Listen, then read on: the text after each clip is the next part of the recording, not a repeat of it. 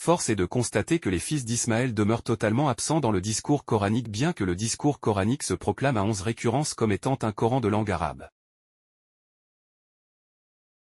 Étrangement, le discours coranique ne cesse de parler des enfants d'Israël comme si les Israélites étaient un peuple de langue arabe.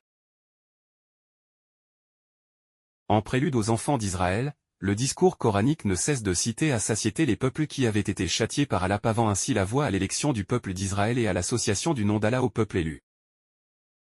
Il s'agit ici notamment des peuples des Hadais, de Thamd, de Lot et de bien d'autres peuples qui ont été détruits, selon les récits du discours coranique lui-même.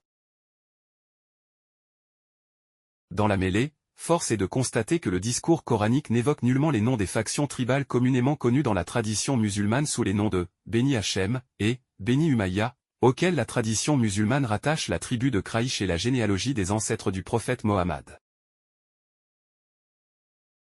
Sachant que l'expression « Beni Hachem » signifie « fils de Dieu » dans la langue hébraïque, il y a lieu de se demander ce que font les « Beni Hachem » dans une hagiographie prophétique élaborée initialement par Ibn Ishaq, dont le nom, Ishaq, fait référence au nom d'Isaac. Isaac étant l'un des 3 patriarches auxquels Dieu avait promis la terre promise. Étrangement encore, nous constatons que les Beni Umayya et les Beni Hachem, qui sont supposés être les tenants de la Mecque, se retrouveront tout bonnement dans le croissant fertile, tenant les rênes de la grande Syrie que la tradition musulmane nomme le Cham. C'est ainsi que l'avènement de l'Empire umayyade fait jour en Syrie, et que le dôme du rocher fut édifié sur la Terre Sainte, à Jérusalem, en 695 de notre ère.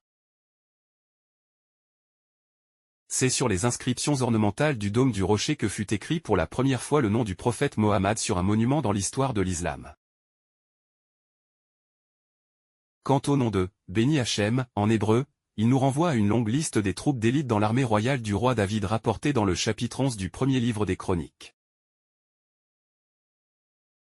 Les troupes d'élite dans l'armée royale du roi David sont ainsi présentées dans le verset 10. Voici les chefs des preux de David, ceux qui devinrent puissants avec lui sous son règne et qui, avec tout Israël, l'avaient fait roi selon la parole de Yahvé sur Israël. Dans l'échelle de cette longue liste de chefs des preux de David, les Beni Hachem figurent dans le verset 34 sous le nom de Beni Hachem de Gison.